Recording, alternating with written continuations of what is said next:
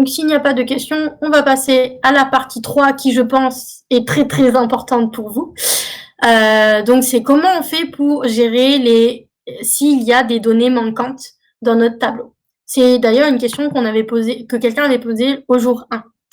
Donc, petite note, sachez que parfois, quand vous faites le chargement de vos tableaux et qu'il y a, par exemple, une case vide dans votre tableau, Panda, lui, il va reconnaître que c'est une case vide et il va mettre une variable, enfin pas une variable, mais un np.nan qui représente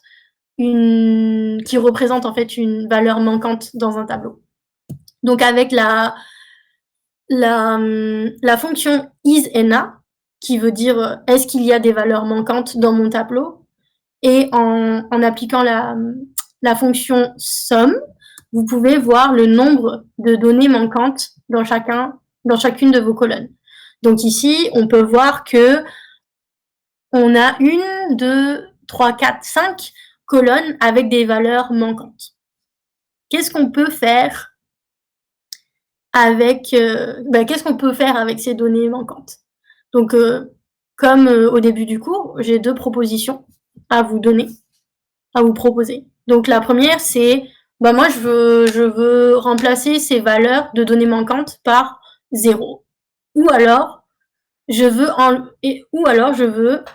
retirer les lignes qui contiennent ces valeurs manquantes. Donc je regarde sur le chat avec ma vie quelles sont vos réponses.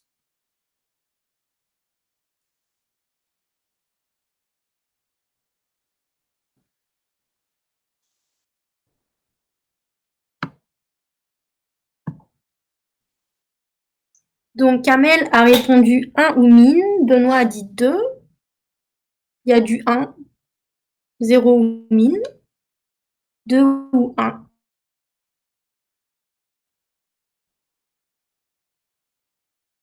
Eh bien, je tiens à dire que toutes vos réponses sont justes. Donc moi, le petit commentaire que je voulais faire sur remplacer les données manquantes par un 0, ça peut être pertinent, mais des fois, la valeur 0 dans votre tableau veut dire quelque chose. Donc, vous pouvez soit choisir une valeur qui, vous savez que dans votre tableau, elle n'est pas utilisée. Par exemple, je sais pas, moins 1000. Vous pouvez utiliser la valeur moins 1000 et vous êtes sûr qu'elle n'est pas utilisée dans le tableau. La réponse de la moyenne, c'est très pertinent. Moi, j'y avais pas pensé et c'est un commentaire que ma vie m'a fait quand on a regardé le cours ensemble ce matin. Pour ce tutoriel, je vous ai pas fait les lignes de code qui permettent de faire les mines sur les lignes où il y a les données manquantes. Je vous invite à essayer de le faire. Et puis, si vous voulez nous montrer pour voir si votre code est juste, on peut regarder avec vous. Sinon, moi en général, je me dis, s'il n'y a pas trop de lignes avec des valeurs manquantes, je peux me permettre de les enlever. On perd un petit peu dans nos données, mais quand on en a énormément, parfois, c'est mieux d'avoir un jeu de données propre plutôt qu'un jeu de données où il y a des données qui sont manquantes.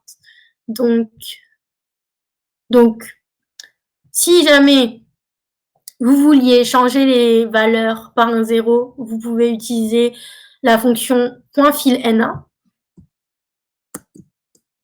Et donc là, en paramètre, vous lui donnez la valeur pour laquelle vous voulez remplacer les valeurs manquantes. À la suite de cette ligne, je vous montre que, en fait, dans notre tableau, on n'a plus de valeurs manquantes.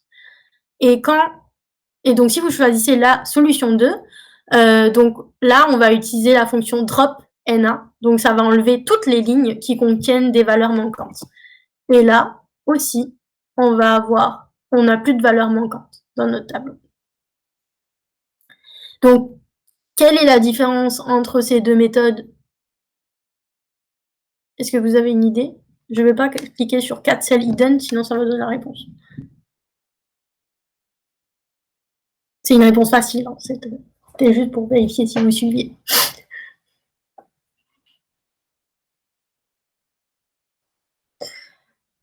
Donc, hop. Mais la différence entre ces deux méthodes pour gérer les valeurs manquantes, c'est qu'en fait, vous n'allez pas avoir le même nombre de lignes dans votre tableau à la fin. C'est tout. Qu'est-ce que j'ai fait là? Ah oui, je voulais vous montrer un exemple de dans le cas où vous choisissez la méthode 2 pour enlever vos valeurs manquantes, il y a quelque chose qu'il faut remarquer. C'est qu'en fait, vous allez avoir toujours les mêmes index ici.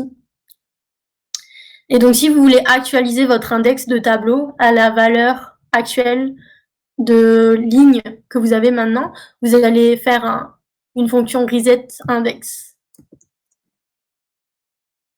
Et donc là, ça va vous faire votre nouvel index avec les bonnes valeurs d'index. Ça va vous mettre l'ancien index comme valeur de colonne. Et donc, pour enlever cette colonne, vous avez juste besoin de faire la fonction drop qui vous permet d'enlever la colonne index. D'ailleurs, fonction drop qui est assez pratique si vous souhaitez supprimer des colonnes. Voilà. Donc maintenant, on a un tableau propre, entre guillemets, avec des lignes qui contiennent toutes des informations. Voilà. Maintenant, donc, quand on voit ce tableau, on se dit, s'il y a écrit que j'ai 690 lignes, je pense qu'on a 690 identifiants de patients, si du coup le tableau a été fait correctement. Et je ne sais plus si vous vous rappelez, quand on a utilisé tout à l'heure la fonction n unique, on a remarqué en fait que le nombre d'identifiants de patients, il est égal à 645. Donc, qu'est-ce que ça veut dire? C'est qu'en fait, il y a possiblement des identifiants de patients qui apparaissent plusieurs fois dans cette colonne. Donc, ça veut dire qu'on a de l'information, enfin, pas forcément redondante, mais en tout cas, on a des informations dupliquées dans cette colonne. Et c'est plutôt... Alors, ça dépend. Des fois, on a besoin d'avoir des... Enfin non, on n'a pas besoin de données redondantes. Genre, s'il y a des données qui se répètent, ça sert à rien qu'elles soient dans notre tableau. Donc, c'est important de les enlever. Donc, comment on fait pour les enlever? Donc ça, c'était le petit commentaire par rapport aux mines. Donc, du coup, en fait, peut-être que j'aurais dû le mettre plus haut. Je vais le mettre plus haut. Quand il veut. Bon, c'est pas grave. Je rangerai après. Voilà. Donc, en fait, j'ai répondu à ma question. Comment peut-on expliquer qu'on trouve 645 identifiants de patients uniques dans l'étude alors qu'on a 690 lignes dans le tableau? Donc, on passe, du coup, avec cette transition, on va passer au nettoyage du tableau en enlevant les données dupliquées.